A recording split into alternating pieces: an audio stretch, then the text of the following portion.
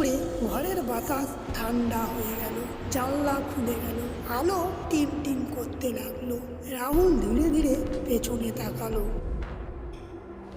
একটা ছোট্ট গ্রামে থাকতো এক ছেলে, নাম তার রাহুল। ওর একটা নেশা ছিল ভূতের গল্প পড়া। প্রতিদিন রাতে সে একটি করে ভূতের গল্প পড়ত।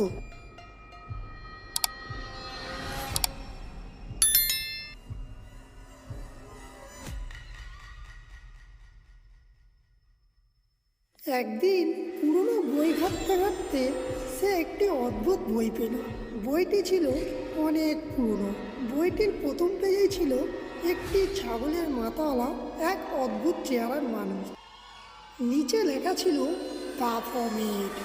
বইয়ের ভেতরে লেখা ছিল যে তাকে যে ডাকে সে আর একা থাকে না। রাহুল এবার বইটি রেখে দিয়ে উঠে গেল। গিয়ে পাশের ঘরের দাদুর কাছে গিয়ে রাহুল বলল, ও দাদু দাদু, বাফমেটটা কি?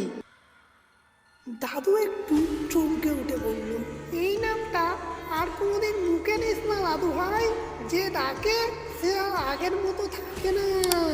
দাদু যত রাহুলকে বইটি পড়তে নিষেধ করলো, রাহুলের মনে তত কৌতূহল বেড়ে গেল।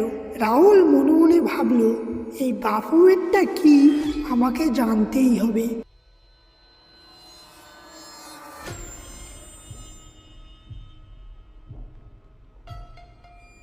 সেই রাতেই সবাই ঘুমিয়ে পড়ার পর রাহুল বইটি পড়তে শুরু করলো।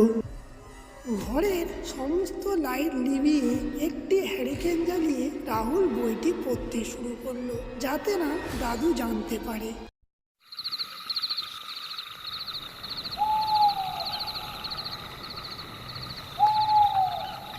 বইটি যত পড়ছে রাহুলের কৌতূহল ততই বাড়ছে। বইটি পুরো শেষ না করে রাহুল যেন উঠতেই পারছে না। কিছুক্ষণ পড়ার পর শেষ পাতায় লেখা ছিল 3 বার নামটি বললেই সে আসবে। রাহুল ধীরে ধীরে ভয়ে ভয়ে বলল, বাফমেট, বাফমেট, বাফমেট। হঠাৎ করে ঘরের বাতাস ঠান্ডা হয়ে গেল, জানলা খুলে গেল, আলো টিম টিম করতে লাগলো। রাহুল ধীরে ধীরে পেছনে তাকালো। তুই আমাকে দেখেছিস? তুই আমাকে দেখেছিস? রাহুল পেছনে তাকিয়ে যা দেখলো, দেখে রাহুলের সারা শরীর জমে গেল। রাহুল চিৎকার করতে পারল না। রাহুল দেখল যে সেই ছাগলের মাথাওয়ালা লোকটি তার পেছনে দাঁড়িয়ে আছে। কি ভয়ঙ্কর চেহারা, চোখ দুটো লাল টকটকে।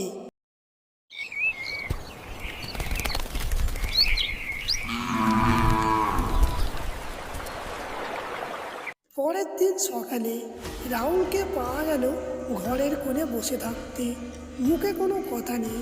আর সেই রাত থেকেই গ্রামের লোকজন শুনতে পেল, বাফমেট, বাফমেট।